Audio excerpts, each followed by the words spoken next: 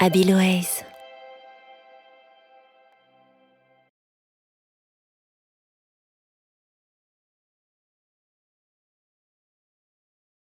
Imaginons que vous soyez commercial.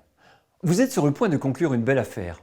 Le client apprécie votre produit et vous a confirmé qu'il répond à ses besoins et motivations.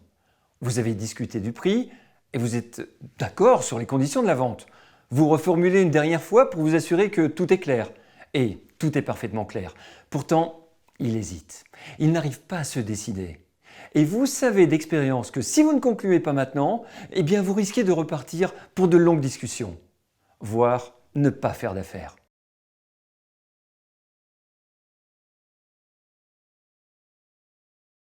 Cette situation illustre les différences qui existent entre une communication performante et la capacité de persuasion. Une communication performante permet de faire passer un message de manière complète et de s'assurer de sa compréhension par notre interlocuteur. C'est indispensable pour partager et faire valoir ses idées. La force de persuasion va au-delà. Son but est de faire agir notre interlocuteur dans le sens de nos objectifs. Si communiquer de manière efficace n'est pas toujours chose facile, persuader est un art. Les leviers de la persuasion ne sont pourtant pas des secrets. Vous avez entendu parler de la plupart d'entre eux. Mais alors, pourquoi sommes-nous si souvent impressionnés par les individus doués d'une grande capacité d'influence? Pourquoi sommes-nous parfois victimes de leurs tactiques? Comment les identifier? Comment les contrer?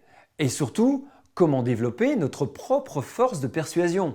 En somme, pourquoi n'utilisons-nous pas systématiquement ces tactiques? Tout simplement parce que si elles sont simples à comprendre, nous avons besoin de quelques clés pour les maîtriser.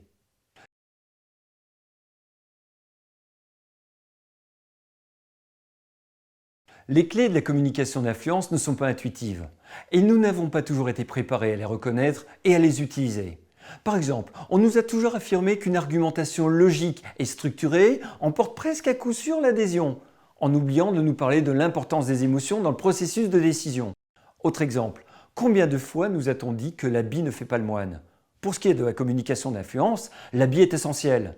De la gestuelle au sourire, en passant par le ton et la voix.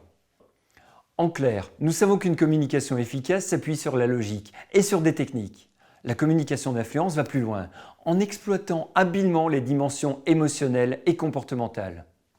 Vous l'avez compris, communiquer clairement n'entraîne pas systématiquement l'adhésion. Pour cela, il faut apprendre à convaincre.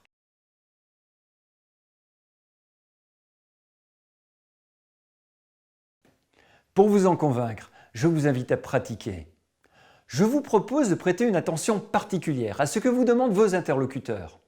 Lorsque quelqu'un vous fera une demande que vous aurez envie d'accepter, demandez-vous simplement ce qui a fait pencher la balance.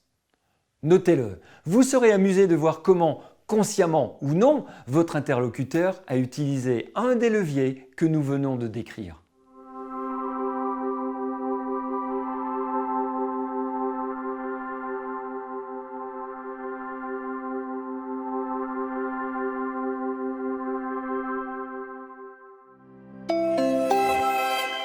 Habiloaise.